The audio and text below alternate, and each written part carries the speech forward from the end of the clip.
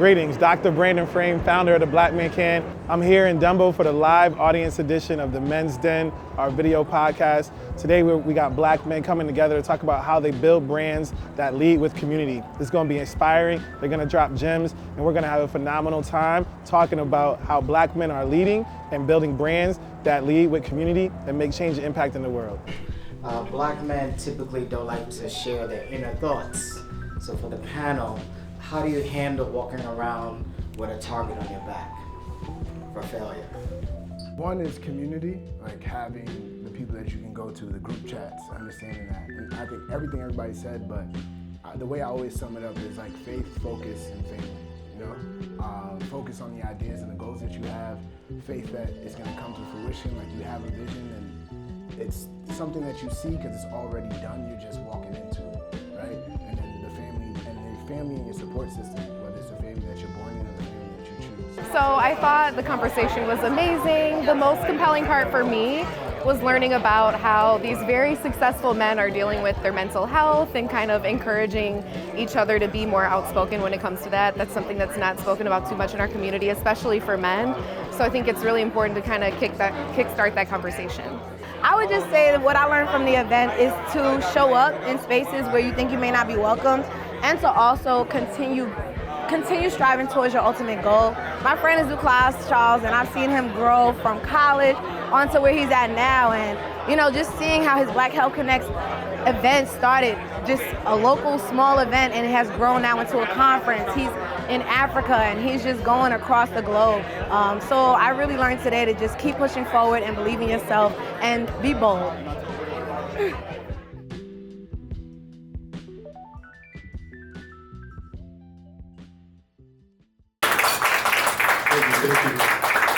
Good evening, happy Wednesday. My name is Dr. Brandon Frame.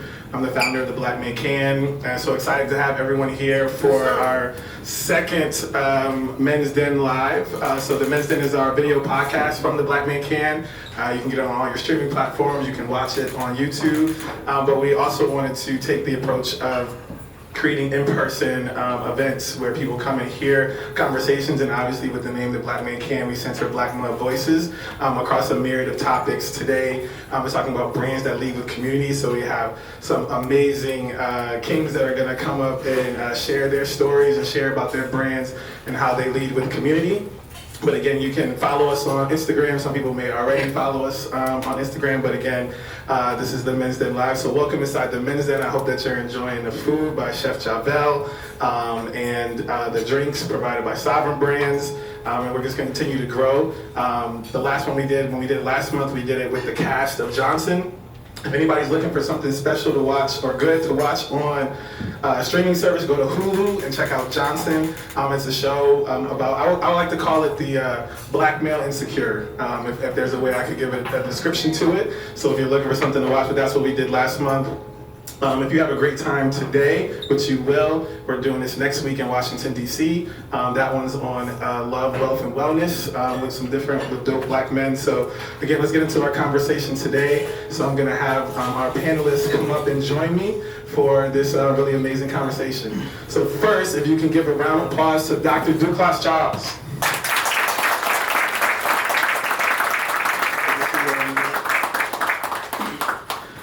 Next, can we have Shawn P?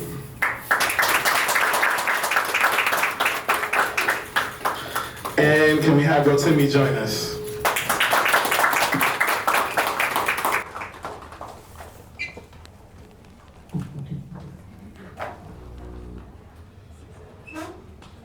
All right, well, again, welcome everybody inside the Men's Den. If you haven't seen an episode or listened to an episode of the Men's Den, how we get to start, I can sit here and read off everybody's bio, but that would take up all the time that we have to be here together. But how we like to do, a lot of times when black men get together and you just link up, it's always like, yo, bro, it's good to see you, man, I'm just trying to be like you, and all that. But here in the Men's Den, it's an opportunity to brag on yourself a little bit, to big up yourself a little bit. So we'll start with Rotimi, and so how I started off is, tell us why you him. Tell him why you that guy. Tell him why you are here today. Wow. So, first of all, how's everybody doing tonight? you know, the energy is low. I need the energy to just be. We're in Brooklyn. It's like 89 degrees. God has blessed us. We're here. We got free plantains and rice. Brooklyn, how you doing tonight? Thank you. Thank you. Let's go. I'm here because my good friend Jeff Lindo of Gentleman's Factory dropped out. Is in Paris. So I was told I'll be here tonight. But why am I the man? Is that what we said? Why are you him? I'm all about the community. I know your conversation or what you guys do is about the community. I feel like without community, black people in America, we're doomed, right? So community is a big thing for me. I have many businesses. I do a lot of things. But ultimately, I am about the community and how we can lift each other up, help each other with whatever we're doing. And that's just what I'm about, community and building. Absolutely, community and building.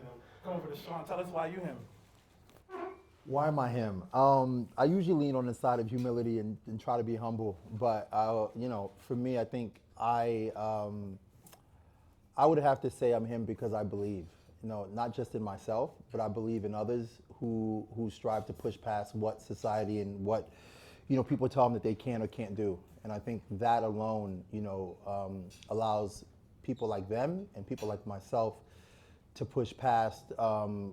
Far beyond my own expectations of life. You know, I grew up in Brooklyn, so I'm a kid from Brownsville, and you know, I found myself in a lot of places that, you know, I could never even imagine, but because I believed, and so that makes me him. Love that. Give it up for that. Give it up for that. And Dr. Dulclas, tell us why you him. Why am I him? So, my name is Dr. Dulclas Charles. I'm a pharmacist from Brooklyn, New York, primarily practicing in the medical cannabis space. So one of the few like health professionals, especially health professionals of color in that space, and trying to strive and open up a lane for others to enter that. And then I'm the founder of Black Health Connect. So we are the largest intergenerational, interdisciplinary network of black professionals in the healthcare ecosystem. But all of that is about connection and community and education, right? So being a connector is important, and I think how we support one another is important, and that's what I strive to do every day. So why am I him is because I'm a connector, and I love doing it. So yeah. I'm him because I'm a connector. Let's go. Love it. And so let's get into each one of your brands and what you do now that we have some introductions. So I'll start with Duke. We'll start on the end with Black Health Connect. We're talking tonight about brands that lead with community, right? And I've been to several Black Health Connect events. Tell us a little bit about what Black Health Connect is and how it leads with community. So Black Health Connect has become one of the larger communities and networks within the healthcare ecosystem. We started back in 2018 as a networking mixer here in New York City. I'm a pharmacist. I've been a pharmacist for 10 years, but I've been hosting events, producing events, building community in some form or fashion for the last 16. So since my freshman year in college, was throwing the house parties in DC at Howard or planning like programs on campus. Always wanted to just bring people together in a room. But you know, as a lot of us do when we're in these professional spaces, we code switch a lot, right? So as I was working in healthcare, I never allowed people to see that other side. It was just, some people thought I was a full-time promoter in New York, right? And then some people knew I was a pharmacist and they saw me in hospitals and knew that. But in 2018, decided to do something for my community within my profession. It was 100 people in a room, all working in healthcare at the 40/40 Club. And for me, that's a smaller event. And I was like, oh, nobody wants this. But when I started talking to everybody, I got the feedback that made me realize my HBCU experience was a very unique one. Going to Howard, we have the most, I think, fully developed like health sciences programs in the country. Howard produces the most black doctors in the country. So I went to school alongside nurses, pharmacists, dentists, PTs, social workers, future MBAs, lawyers. So innately I gained this network of professionals within my industry and extended industries. But my friends who stayed here in New York, they were probably the only one that looked like them in their class when they got to med school or pharmacy school or nursing school. And then when they get to work, same thing. You get to your corporation, you might be the only person that looks like you in the office, especially if you're high achieving and trying to climb that corporate ladder. The higher you go, the less and less of us you see. So people really found value in that, and we started to do that quarterly. It grew from 100 people to 500 people. Now the mixers in New York are about 1,000 people every quarter. Post-pandemic, we decided to move it outside of New York. And since then, we've been to over 22 cities throughout the United States. We got a little bit over 20,000 people within our community, but then also expanding internationally. So we've seeded communities in Ghana. 3 weeks ago, we did Kenya for the first time in Nairobi. And then we'll be headed to London this summer in August. So just really about connecting the whole diaspora and healthcare and using that community to better us, our community as professionals, but also the patients that we take care of. So we talk about health equity and health outcomes. So that's Black Health Connect and a little bit about what we're doing. Awesome, man. Give it up for that. So it comes to Shawn, and so Shawn is over June 79. Just stand up real quick so everybody just get a chance to see June 79 in action. So this is June 79. I have multiple apparel from June 79. But tell us a little about June 79.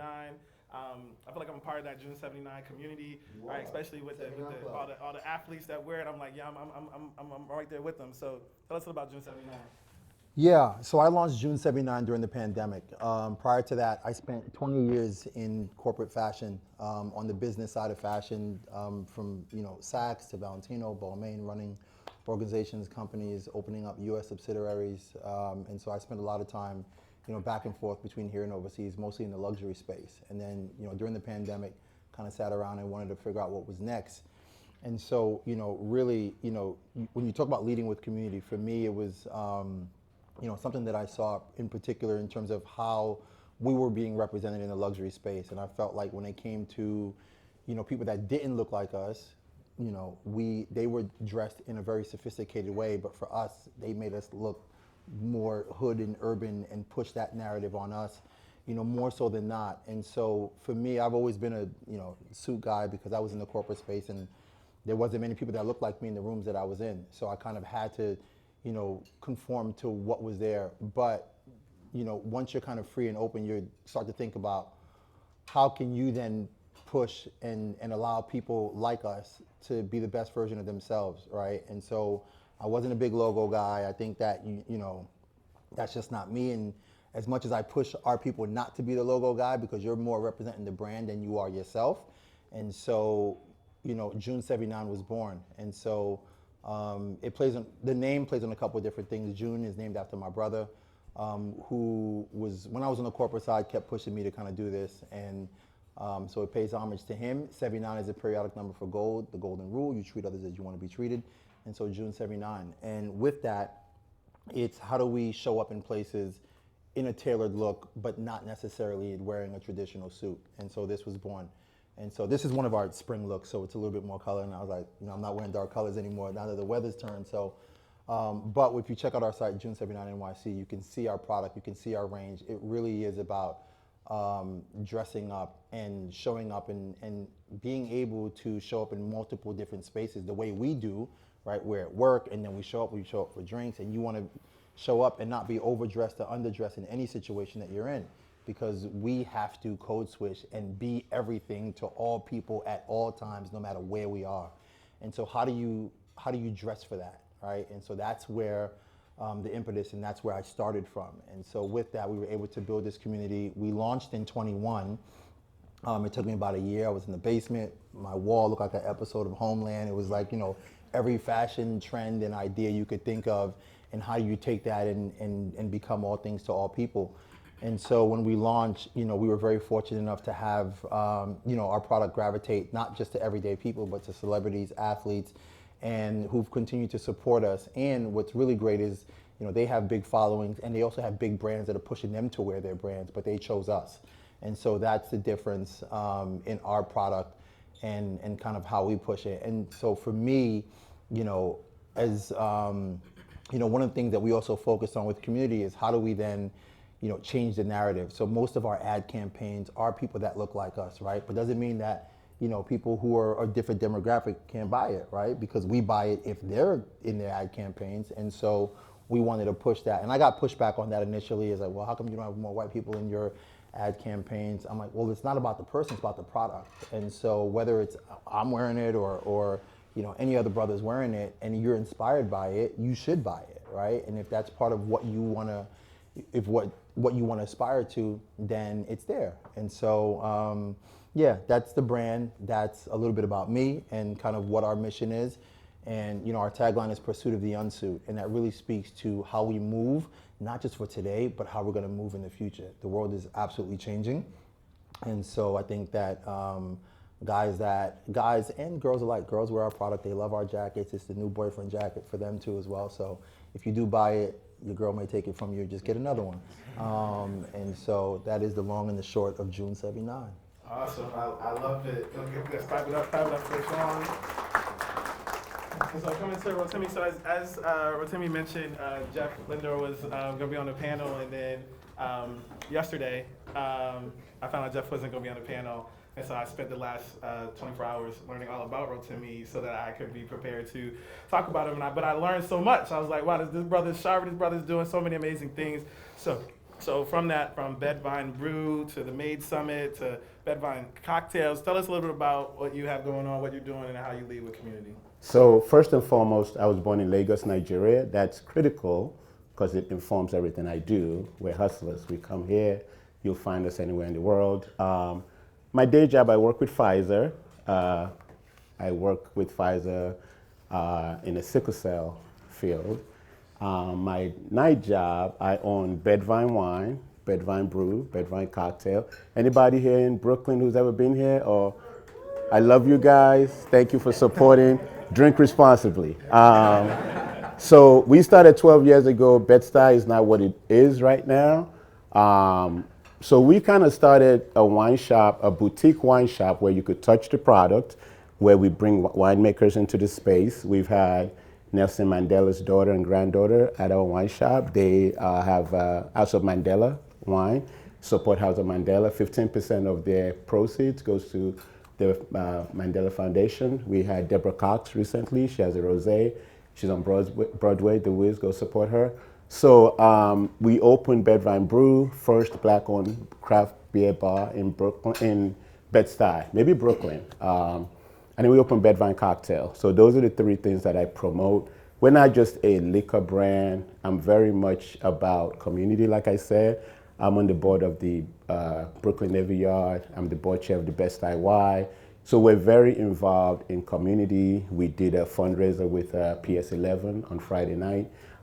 So those are the things I do. Made Community, it's another company that we started. Dope Black Women, it's a clothing line that we started. And so just a lot of things that we do. But I'm gonna lead with Bed-Vyne, 15% discount. We have an app, we deliver all over the country. So check us out. I'll make sure I pick up some after this for sure. And so as we see the successes you have, we know that there's been challenges along the way. I'll start with Shawn. Could you share some specific challenges that you face, especially as a black male entrepreneur and building your business? Yeah, I think as an entrepreneur, you're going to face, there's challenges all the time. And so I started off with a challenge. I'm still in a challenge, and I anticipate that there will always be a challenge.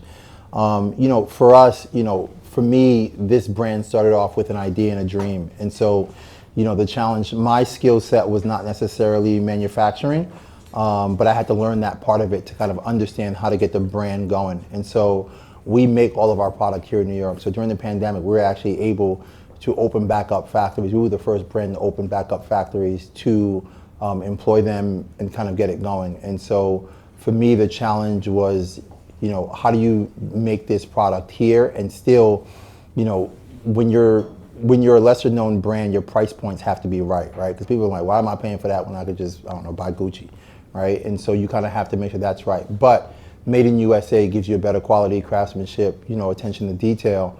And so that's one of the challenges I faced that, we had to overcome. And once we did that, it's easier once you overcome those hurdles and you do it yourself, because then you understand what all the components are. And so, between that and then, there's always going to be funding challenges, right? Like, how do you keep it going? How do you drive your business? How do you get investors? How do you get people to believe in what you're doing? Is always a challenge, and I'm still going through that challenge now. And so, for me, it's about honestly, it's about being honest with yourself. About what you need. If you're honest with yourself about what your challenges are, and don't say, it's okay. Well, just you have to be honest with yourself in any challenge. And once you start saying those problems out loud, you'll find that it's easier to solve those problems, on a day-to-day basis. And so, I mean, look, it's a, entrepreneurship is, what they say is, it's up and down. Because there's some days, you're doing a dance, and there's some days it's like, I'm about to fire myself, right? And then you have to rehire yourself by noon because there's things to do.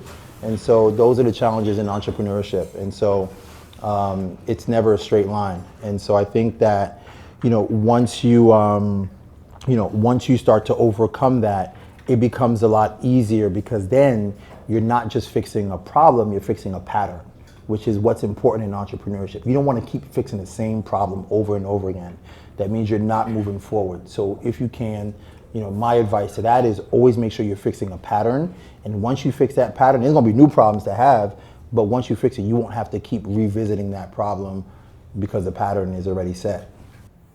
I love that. So dropping some gems there. And Duke, I want to come over to you and thinking about, as you navigate the balance between business growth and staying true to community-oriented mission, how do you make sure that you are able to do both? Yeah, I'm still trying to figure that out right now, to be honest. It's a process, right? So I think for us, specifically with Black Health Connect, the mixer that we started has always been like a free event, right? The goal was to build community. It was never about making money or anything like that, but just truly building the community. But then when you really want to scale, then things start to get expensive, right? So how do you get people to believe in the vision, trust that vision, where the things that are the priority still get to be the priority, right? So I think for me, like my current challenge right now is like, how do I maintain building these communities in city to city without having to make it harder for people to get there, like admission price or ticket or what have you, right? Like literally this year, we've done like 16 cities in the last 2 quarters, and I'm flying from city to city. I'm going here to here, and it's like, who are the partners? Who are the people that believe in the greater vision, see this, want to support it, so that we can continue to feed into the community and finding that. So I think as long as you make sure your priority is always your priority, your main thing, you stay true to the brand and the vision, that's what's going to carry you. I think everybody understands when they come to a Black Health Connect event or when they see it, it's about the community. It's about building the community, and I want to stay true to that. And I know I'll find the right partners strategically that will help to support that. But I don't want to sway from that, because if I sway from that, it's no longer the same, brand and vision. So for me, that's gonna just staying by my North Star and figuring out how to connect the dots from there. Absolutely, stand by the North Star. That's a gem right there. Rotimi, I'm thinking about with you, and if you have multiple locations, how do you stay innovative and adapt to changing market conditions while maintaining a community focus? That's a great question. We try to be ahead of the curve. For example, we had an app before COVID. When COVID came, people were confused, stores were closed. We were able to still deliver even though you couldn't come in. So our sales went really up. I was a little concerned. I was like, is it the same amount of customers getting drunk at home? Or do we have new customers? So there's a way to do analytics. So we did pick up a bunch of customers. So sometimes you do another thing. We trademarked our name, and thinking, why would you trademark Bed-Vyne? No one knows, no one cares. Fast forward a few years later, a brother used our name for a whole wine shop. And we had to approach him and say, cease and desist. We had to make him change his name. But beginning of the business, you don't think anyone wants your ideas or your name. So anyone who's starting a business here, it is worth the investment to trademark your name and your logo. You don't think it's important? You think people only go after Coke? No, they go after your idea, and they'll just take it over, and you can't do anything. So trademark your ideas. Technology, I don't know anything about AI. I'm trying to learn. Just trying to do things before other people. We have private label wines. We have about 20 private label wines. No wine shop in New York City has a private label. So we have Bed-Vyne, Shiraz, Chenin Blanc, Lambrusco, Prosecco, Vino Verde. No one has it. What that does is we are the only one that can sell it, except when we give permission. So when you go to the Brooklyn Museum, the only thing they serve first Saturdays is Bed-Vyne private label. What that does is it cuts the in-between person when you label your own stuff. So those are sort of the things that we try to do ahead of time, and I would encourage anyone in terms of technology or just thinking ahead. It may sound silly, but if you feel like it's a good idea, you should do it for your business. Absolutely. So many gems is just getting dropped. Actually, for this next question, I want to hear from each person. We'll start with Duke. As you're building a brand and you have a community, what happens is, not necessarily haters, but you just get criticism. So how do you handle feedback and criticism from the community to improve your brand? I think one is you gotta take everything with a grain of salt, right? You have your idea, you have your vision, and the vision is yours. Like God gave it to you for you to execute. So everybody isn't always gonna see what your plans are, because like for me, I'm thinking about things 5 years from now, to be honest. So some people see stuff now and they're like, oh, you could do this. And I'm like, yeah, I'm gonna get there, but I already know what's coming in between. But then also, on the other side of that coin is the people that you're serving, you want to better serve those people. So always, again, I take feedback, I bring it back to a larger team. I have people that advise, like us, as we grow. We have people that consistently come to every event, consistently come to the conference, participate. And those are the people that we really rely on, because I know they're not just seeing snapshots of the brand or snapshots of the community, but they've been there since day one, And those are people that I always like confide in and say, hey, like, do you feel the same way, or could this been better? And then, the things that you truly see and understand, apply that and learn. And then some things, if you understand that there's a greater purpose or a greater vision that you have, all right, you shelf it and you keep moving and then make those adjustments. So that's how I handle it. Absolutely, Shawn. Those who can't criticize. Playing but not playing. I think there's a difference between, criticism and constructive, criticism. And I think, discerning the both is huge, because one could send you down a path that doesn't make any sense, right? If you're sitting there listening to someone who's criticizing you, but they may not understand what your vision is. And so your vision is your vision, is your vision, is your vision. You can't expect people to understand your vision, and they won't until it's a finished product, right? So when I started, everybody was, you trying to make a suit out of jackets? What are you, and so people didn't get it. And so I think, there is constructive criticism when there's, hey, I love this, I wish the pockets inside were larger, or I wish, whatever. That's constructive, that's helpful. And so, I would, for me, it's about being careful about what you take in, because then, if you're a cerebral person like I am, you start to live in your head and you make one wrong left and you're there forever. And all of a sudden you can't move forward. And the goal is to always make sure that you're moving forward. And so whenever it comes to criticism, whether constructive or not, you have to take it and really understand, how is this going to make the product better, right? Or how is this going to make what I'm doing better? Because at the end of the day, you have to understand, how is what I'm doing related to who I'm pushing it to, or who I'm selling it to, or who I'm catering it to. And so that is the key. How does the product relate to the consumer? That's the number one rule in any entrepreneurial aspect, business, or anything you do. And so, you're always going to have haters if someone doesn't get it, right? I mean, that's just a part of life. It's since the dawn of time. So, I think for those who experience that, shake it off. If it helps, great. If it doesn't, ignore it. You don't even have to respond to it. No response is a response. And so I think that, just understand what people are telling you, and then, take a second, or even write it down, come back to it. However your brain works, make it work for you. But you can't expect someone to understand what it is you're doing, especially if you're starting off or building something. And so most people love to see a finished product. But when you're in the early stages or mid-tier stages, it's hard for other people to see outside of what you have in your head. So, yeah, that's it. So it's a great question. I'm not of the mindset of calling people haters just because they're giving you feedback or criticism. I think you can learn from it. I just believe that I'm not married, never been married. It would be asinine for me to give marriage advice to married people.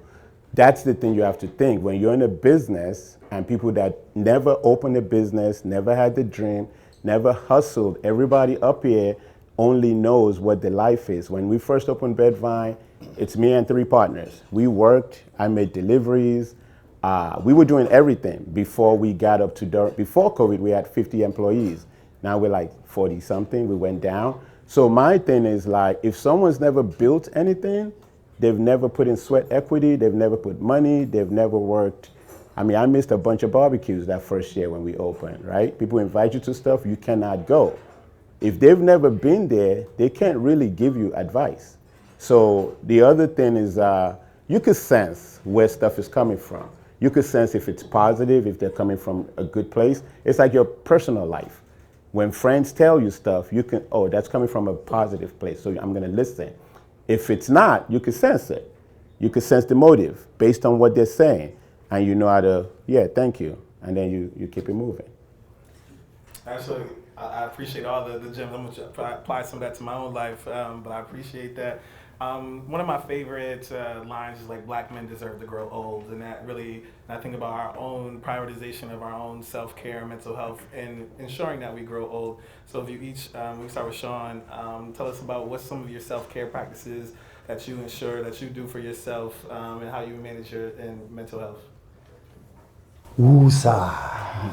No, you know, it's funny, you know, I go through spurts when it comes to mental health. There's some days that, you know, and I'm a little, I don't know, you know, age matters, but I think if you're raised in a certain time frame, you know, you're told just to power through, right? And that kicks in. So, you know, you power through, you may not be up to it, you may be stressed, and you power through those moments. And I think, you know, once you get to a certain point, there's times that you do have to take a deep breath. So I take deep breaths every now and then.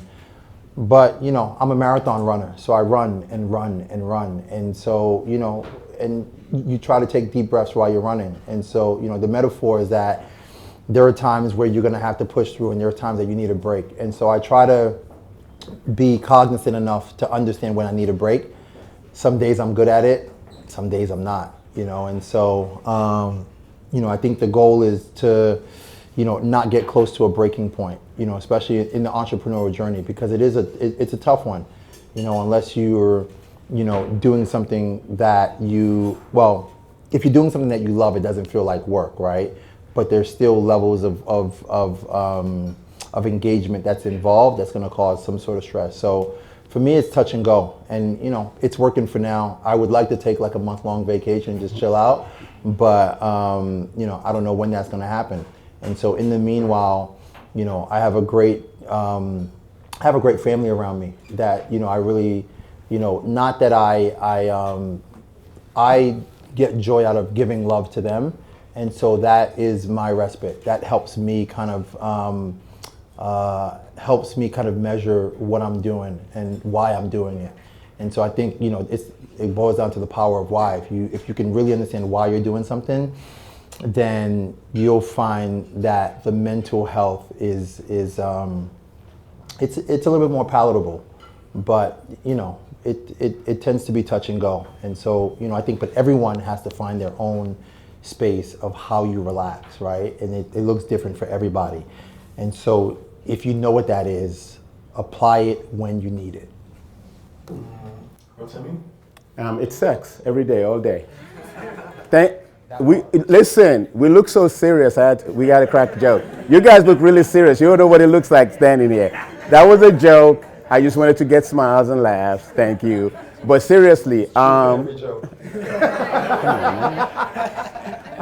see, we're up now.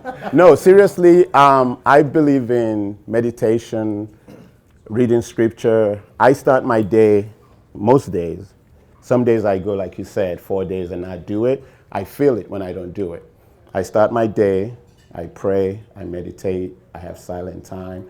I feel like the days that I do that, it goes differently from days that I just wake up, God forbid I go on IG, you end up going down craziness, and it's 2 hours.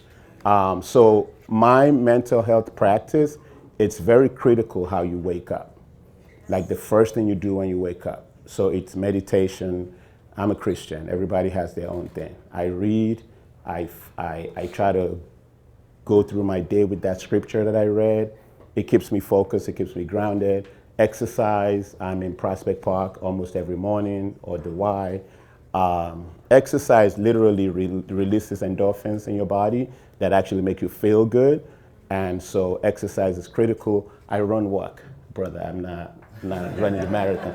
If nobody's chasing you, I don't know why you're running 23 miles.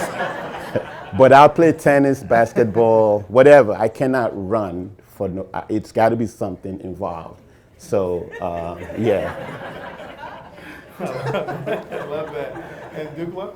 Yeah, I hate to repeat some of the things everybody has said, but just like Shawn said, it's a daily practice, like, and getting back on your routine is like a daily thing. So one, reminding myself to give myself grace. Earlier you spoke about addressing like patterns, and I think over the last few years, especially as I've continued to scale and push myself harder and harder, noticing like what burnout feels like or about to burn out feels like, and catching myself in those moments.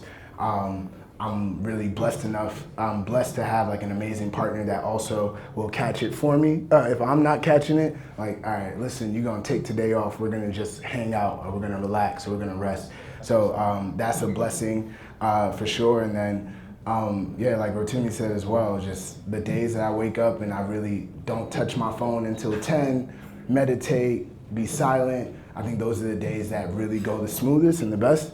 Especially, I think, when you're a dreamer and you have all these ideas, you start your day running, you're already exhausted and it's not even noon yet, right? Because you're thinking about a million things that you want to do, things that you didn't do the day before, instead of really slowing down and being present and like in the moments and in the small wins that you've had throughout the day. So just keep reminding myself that one, every day is a new day to like get that routine down packed, and then just striving every day to do better at that. So that's for me. I just want to add one thing too, and because I'm listening to both of you guys, but when you think about the black man and the black man can, those who are on a mission don't have the luxury of being average. Yeah. You don't get that. I didn't get it in corporate. I had to be 10 times better, if not better and best and great, just to compete with those who were average. That was that was it. And so, and even now, it still applies. So you try to find places to rest your mind, and even hearing it, it's hard. It's a really hard thing to practice when you have to be above average consistently. So you talk about like a marathon runner, so the average mile is like 8-minute mile. Imagine having to be at a 6-minute mile, consistently. It's hard. And so you can take deep breaths, you can do what you can, but it's something that you have to consciously do, and or if you're lucky enough that you have someone that's like, hey, take a second, take some time. But it's a process. And so black man, black woman, we all experience that. So the luxuries that some others have, we don't necessarily have. But as long as you're cognizant of that, you'll find the time to do what's necessary for you to maintain a certain level of pace in life. Step it up. Great talk for that. Just all the responses to that question. I want to definitely open it up to the floor. I have one more question. I want to come to Duke over to you with this one, and just the importance of creating spaces for Black people. And also if you can share that, but also share a little bit about your own journey to in the pharmacy space and providing care to the community, and when you were a pharmacist, and even with cannabis and everything like that. Yeah, for sure. One, I think the importance of building community amongst people. It was illegal for us to gather at one point, right? So I just want everybody to think about that, and like the power in us just being in a room together.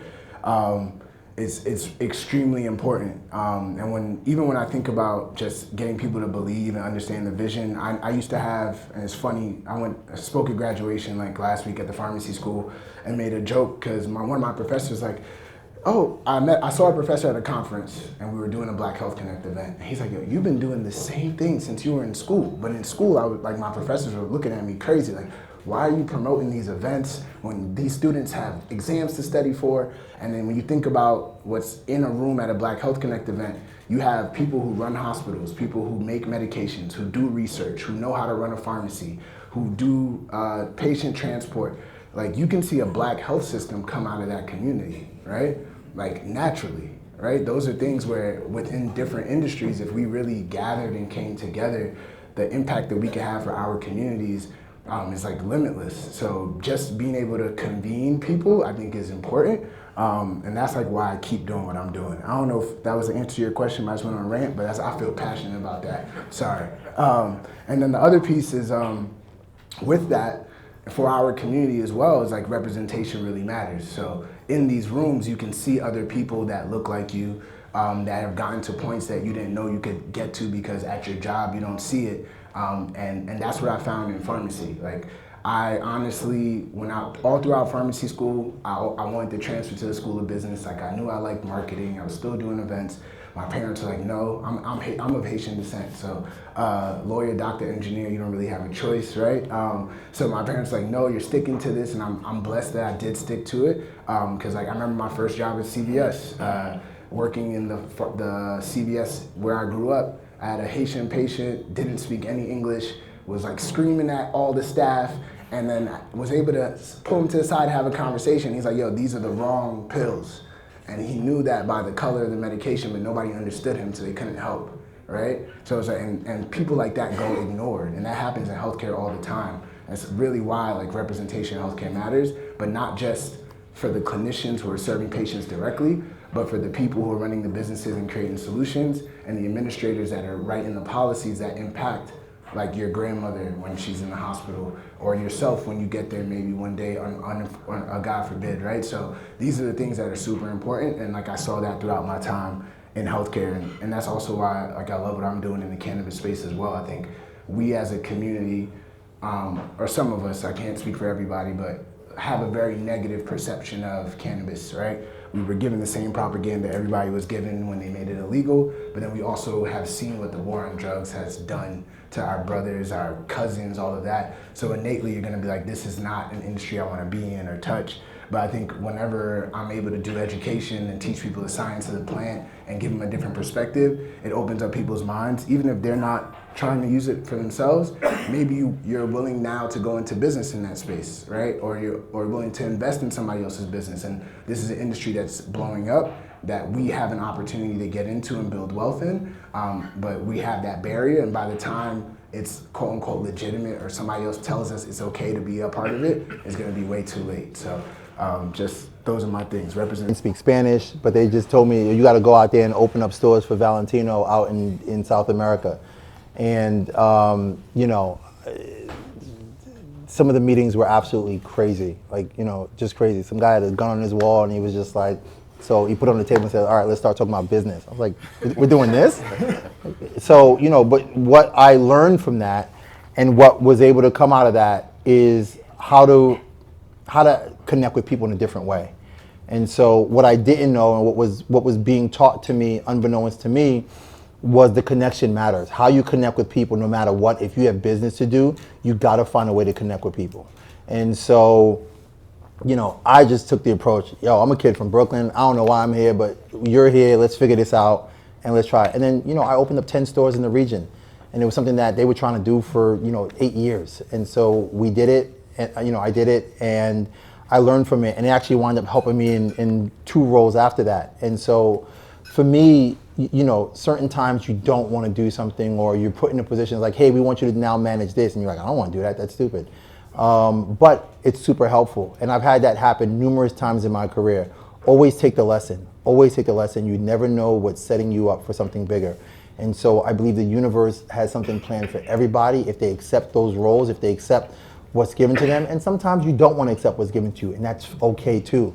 But if you do, what may come of it can be something far greater than what you thought, and it's because you learned something that you didn't want to learn. And so, or just weren't open to receiving at the time. So if you're open to receiving certain lessons, it's always going to take you somewhere different. It's always going to allow you to be something different, more so getting out of your comfort zone. And for me, even now, I never thought I'd be an entrepreneur running my own brand. I thought my goal in life, or my lot in life, was to execute other people's vision. That's what I thought it was, you know, and I was good at it. I was really good at it. But yet, you know, I turn around and here I am executing my own. But so everything that I did led me to the moment where I was like, I can do this myself. And so, you know, it's super important. It's a great question, but it's super important to accept and receive what's being put in front of you, because you never know where it's going to take you. Reputation across the board is just extremely important. Absolutely, and I love that. I wanted to make sure I got that question. Actually, before we go to questions, I got to come to Shawn. Because some of you guys actually know them, so we've had these conversations. So some of the stuff I want them to talk about, because I know I want everybody else to hear these stories. But Shawn, tell us a little bit about the early beginnings of like the luxury sneaker market, and tell us and share with us that that journey there in like maybe an abbreviated version of like 3 minutes, but just share that with everybody. Then we'll open up to questions. Yeah. So the story that Brandon's talking about is, so early in my career, you know, I was at, different companies. I started off with JCPenney, then I was at Macy's, and then I went to Saks, and Saks is kind of like where I found my voice and was able to like stand up against the white folk. And then I was the men's footwear buyer. This was 2006. And so I came up with a strategy about going after luxury sneakers, Gucci, Prada. You know, I used to go to Paris and Milan. They would have like one sneaker sitting in the corner. And so I came back, I did this whole like deck about how, you know, our average age of our customer, which was normally Wall Street guys, was, 50 something, and how we need to go, lower age and blah, blah, blah, and go after the sneaker business. And then I got shut down. They were like, this is stupid. No one's gonna wear sneakers with suits. You have no idea what you're talking about. But luckily I had a boss at the time, who's still a good friend to this day, Tom Ott, was like, I don't know what you're trying to do, but I believe in it. And so we'll try to figure out, because you have to get money to use their money to then buy it, go after it, but not hurt the business overall. And so long story short, we got the approval. We got the approval, and I was, off and running and going to Gucci, Prada, Dior, and helping them build their sneaker business out. And then came back, and so we were the first ones to introduce it when I was at Saks, that all the designer sneaker business was what was introduced. And so we, in like 18 months, took a business that was like around 16 million to 50. And then it became an industry standard. It's now over $1 billion business. So yeah, I started it. So yeah, I had to make sure I got that in, because y'all had to hear that story. And so now I just want to open it up for a question and answer. We have about 10 minutes for a question and answer. So please, because I have lots of questions here, but I want to open the floor to everyone here. Good evening, gentlemen. Dulclas, you mentioned something, and this is to the whole panel, but kind of like the idea of how nothing that you do or learn is wasted. You talked about your time in undergrad at Howard, doing events, but how, those are social events, but how that helped build up your expertise in now doing Black Health Connect. I'm curious if anyone else on the panel had an example of something they did that was in a total different realm, and how that plays a role in what they're doing now. Yeah, I think, everything you learn is helpful, right? And so there's examples, for me, there was a time I took over a business in South America. I had that whole region. And honestly, I didn't know what I was doing there. I didn't belong there. Great answer. I wasn't being rude when I was looking at my phone. I went to the giant exhibit at the Brooklyn Museum. If you've not seen it, it's Swiss Beats and Alicia Keys' art collection. They have 1,000 pieces. The Brooklyn Museum has 98 right now. Go check it out. When you walk in, there's a quote on the wall: "To be our most giant selves, to think our most giant thoughts, express ourselves in the biggest way possible." So to your question, I just think giant things, right? We have a wine shop. Everybody has a wine shop in New York. None of them have their own private label. I think giant thoughts. I wanted to work with Afropunk for years. I wanted to be the sole concessionaire for the beer, wine, everything. We got it 2 years ago. Giant thoughts. So that reading, when you go see that exhibit, just think of yourself when you say, from one realm to another, doing different things.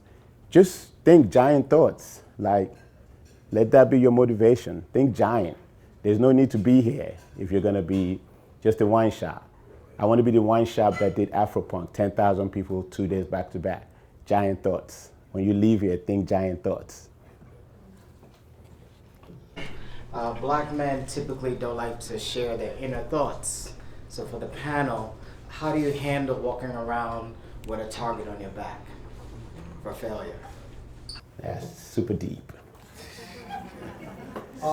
Yeah, failure is part of the journey, right? And I think, some of the things that hold Black men back is not being as vulnerable. I get it not being vulnerable to others, but you got to be vulnerable with yourself. You know what I mean? You got to understand your shortcomings. You got to understand what you're good at, what you're not good at. And the things that you're not good at, don't mean you have to be great at it. You just have to find ways to minimize it, right? And so those intrusive thoughts in today's environment will get you in trouble. But I think, fear of failure is going to get you in more trouble because, it's a tough way to go. If you're scared to fail, how will you know if you can succeed? And so I think that, for black men, it's a lot tougher. It's a harder journey.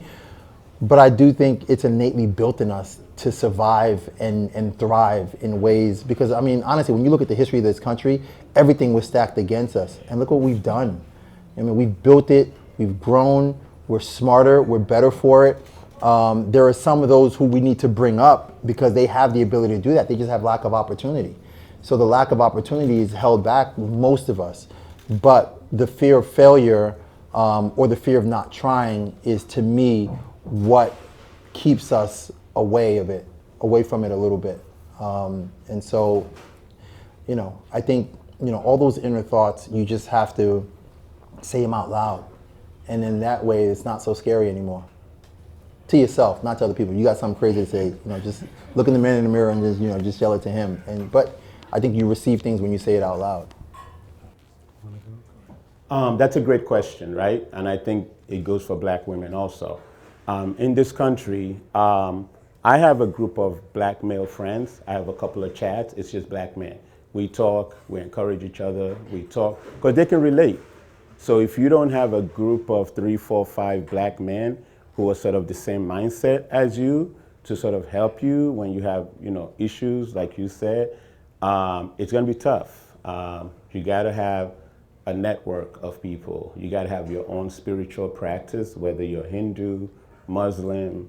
There's gotta be something that grounds you. Otherwise, when stuff comes, it's gonna destabilize you, right? You gotta have it in place before stuff comes. So I would encourage every brother in here to have 2, 3 brothers where you could talk. Black women do it lovely. Black women, like, we're going to brunch on Sunday, 15 of them show up. Black men, 3 brothers, we're going to brunch next week, next Thursday. Oh, I got to do it. We never get together. They get together frequently. Oh, I'm sorry. You were going to say something. Okay, sorry. No, I think one is community, like having the people that you can go to, the group chats, understanding that. And I think everybody said, but the way I always sum it up is like faith, focus, and family, focus on the ideas and the goals that you have, faith that it's gonna come to fruition, like you have a vision and it's something that you see because it's already done, you're just walking into it, right? And then the family and your support system, whether it's the family that you're born in or the family that you choose. So I have brothers I text all the time for advice, for feedback, or just even when I'm down, like going through things. And then, as Brandon said, when we opened up the conversation, sometimes they gotta remind me, like, yo, you're that guy. Like you've done this before, you'll do it again. And we do that for each other. And that's important to have that. And they're always around. There are some people in this room right now. So those are the things for me. Just staying focused, having faith that the best outcome is already written for me, and then relying on the family that I have around me to keep me going. Thank you. Thank you for your time, first of all, everyone. My name is Glenda Smiley. My question is similar, but someone quoted earlier, those who are on a mission do not have the luxury of being average. And I think it is because of that truth that there are times when failures can seem devastating. So I wanted to ask if anyone is feeling moved or generous enough to share an actual failure that you did overcome, something that you thought maybe you wouldn't bounce back from, but you did. And if you can name how you did, that might be helpful to other entrepreneurs in the room. Thank you.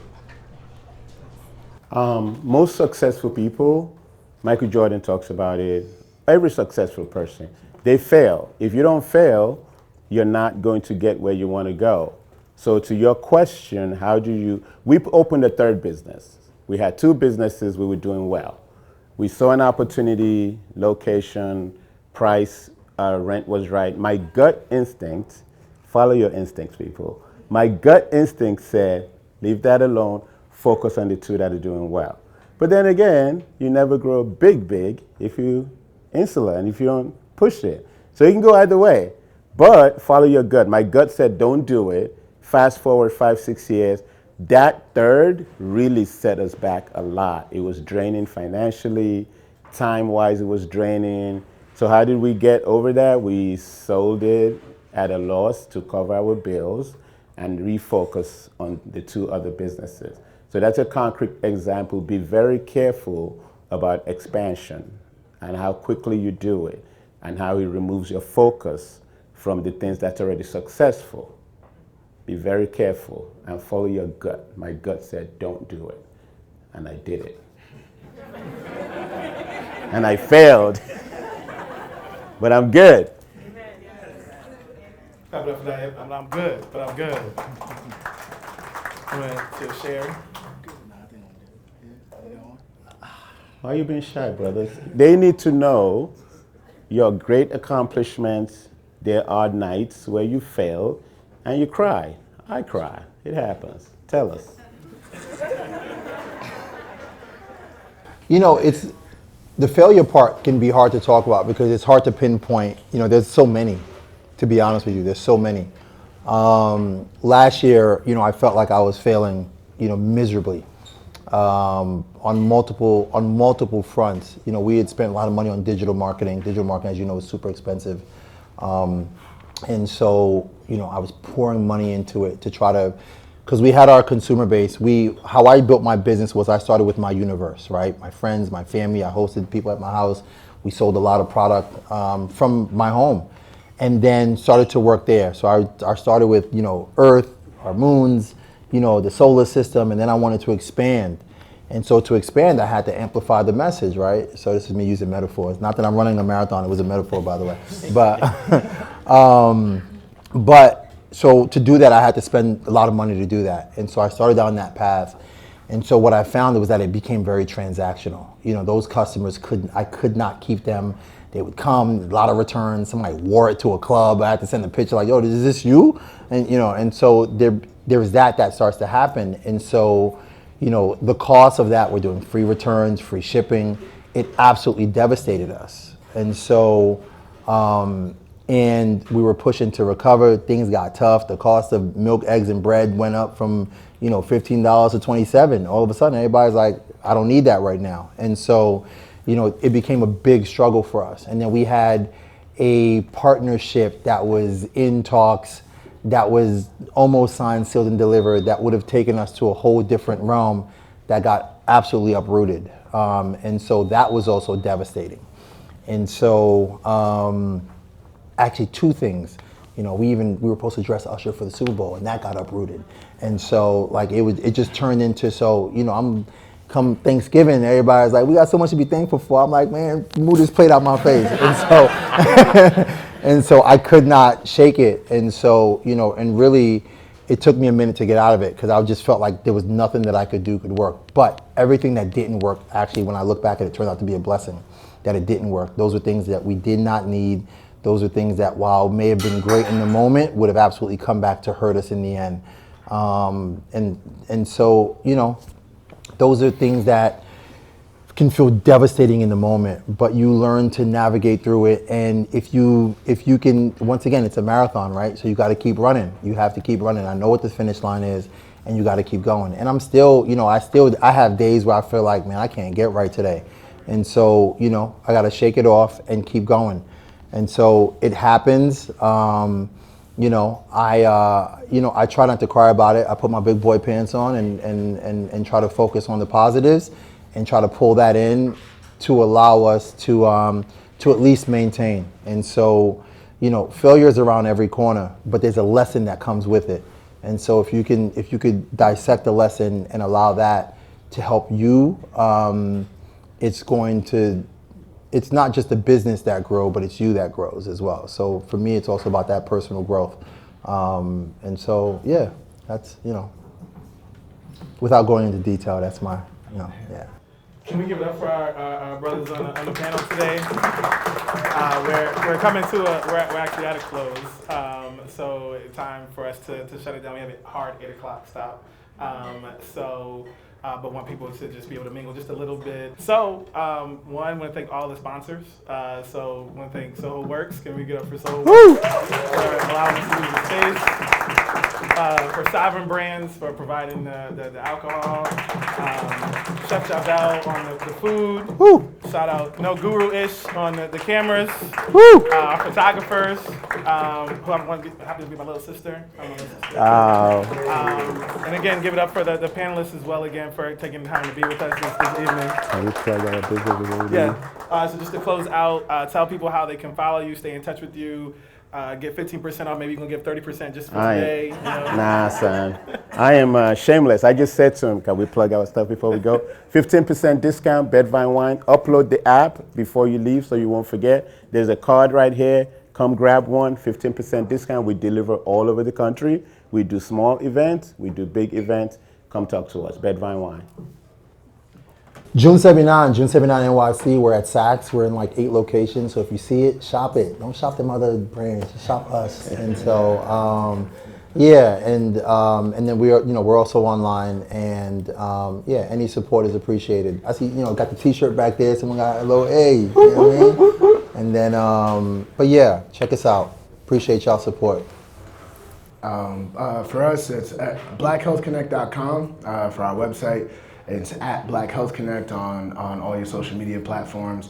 We actually have our second annual conference coming up in DC. It's July 11th to the 14th. So if you know anybody in the healthcare space, and I'm not just talking about clinicians, if you are in the intersection of tech and healthcare, policy and healthcare, law, business, if you want to get into the business of healthcare, it's a place you really want to be, people coming from all over the country. So you can find us there, and yeah, it's a pleasure to meet everybody. Thank you for having us, man. Give them a round of applause one more time. I have two more shout outs. One, I got to shout out Tequila. Can you raise your hand? Woo! Today, possible brand manager for TheBlackManCan. And then just shout out yourselves for being here. Yeah. Shout out yourselves for being here, enjoying the conversation. So please hit up the bar, take care of the food. I don't want to take it home. But thank you again for being here. TheBlackManCan, you can follow us at TheBlackManCan, The Men's Den on YouTube, on your favorite streaming platform. But thank you so much for being here, and we look forward to seeing you next time. I felt like the conversation was really enlightening, just learning a little bit more about everyone's industry, sort of like how they're keeping themselves afloat post-pandemic, and just like learning a little bit more about like the energy in the room. I think oftentimes like when you do your 9 to 5, especially because I work remotely, I'm a bit more isolated and kind of tend to be recluse. So just coming to this space, being in the beautiful Soho Works, understanding a little bit more about the different industries that exist, and networking with people has been truly exciting. So I thought the conversation was amazing. The most compelling part for me was learning about how these very successful men are dealing with their mental health and kind of encouraging each other to be more outspoken when it comes to that. That's something that's not spoken about too much in our community, especially for men. So I think it's really important to kind of kickstart that conversation. Yeah, I think that the event was really informative. It's always nice to learn about people who are seeking the same path that you are, and especially people who are of the same community as you and who can kind of dive into some of the struggles, the challenges, the obstacles that are faced. So yeah, I thought it was very insightful, very informative, and also great to network, build community with everybody here. So yeah, I really enjoyed it. As always, an amazing TheBlackManCan production. Brothers are talking about their successes, their failures, giving a chance to succeed to everybody in the room. Learned a lot. I always learn something when I come to these events. So I think the whole room got to embrace these brothers on a personal and professional level. So well done, A1 work as always, and look forward to the next one. I would just say that what I learned from the event is to show up in spaces where you think you may not be welcomed, and to also continue striving towards your ultimate goal. My friend is Dulclas Charles, and I've seen him grow from college onto where he's at now, and just seeing how his Black Health Connects event started, just a local small event, and it has grown now into a conference. He's in Africa, and he's just going across the globe. So I really learned today to just keep pushing forward and believe in yourself and be bold.